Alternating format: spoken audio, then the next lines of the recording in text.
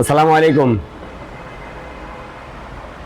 বিএনপির প্রিয় দাদা গয়েশ্বর চন্দ্র রায় তিনি বলেছেন বাংলাদেশের নাকি ৬০টা দল তারা একত্রিত করে তারেক জিয়ার নেতৃত্বে বাংলাদেশকে স্বৈরাচার মুক্ত করেছেন। এনারা আর কত হাস্যকর কথা বলবেন। যারা তার নেতার বাড়ির সামনে থেকে একটা বালুর ট্রাক সরাইতে পারে নাই, যারা ১৬ বছর স্বৈরাচারের লোম বাঁকা করতে পারে নাই, তারাই নাকি স্বৈরাচার দূর করেছেন, তাড়িয়েছেন ৬০টা দল একত্রিত করে। নির্লজ্জতার একটা সীমা থাকা উচিত।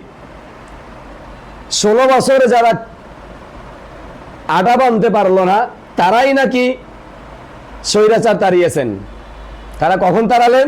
বৈষম্য বিরোধী নামে যখন একটা সংগঠন আসলো, ছাত্ররা আসলো, তারা শত শত জীবন দিল, তারা শত শত হাজার হাজার পঙ্গু হলো, তখন তারা নাকি স্বৈরাচার তাড়িয়েছেন।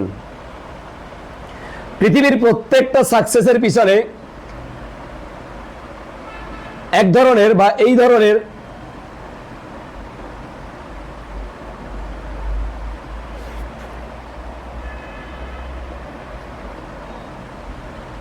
শুদ্ধ ভাষায় বলতে গেলে চাপাবাজ থাকে, একটু অশুদ্ধ ভাষায় বলতে গেলে অমানুষ থাকে, যারা অন্যের সাকসেসকে নিজের বলে প্রচার করতে খুবই স্বাচ্ছন্দ্য বোধ করে।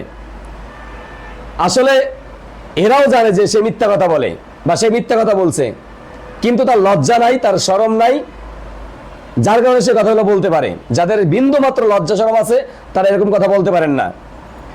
যার সাকসেস, যার অবদান, তাকে স্বীকার করার নামই মানুষ, মনুষ্যত্ব। অন্যের সাকসেসকে যে নিজের বলতে চায়, তার মতো মানুষ, তার মতো জঘন্য মানুষ পৃথিবীতে হতে পারে না। তাকে মানুষ বলা যায় না, তাকে মানুষ বলা উচিত না।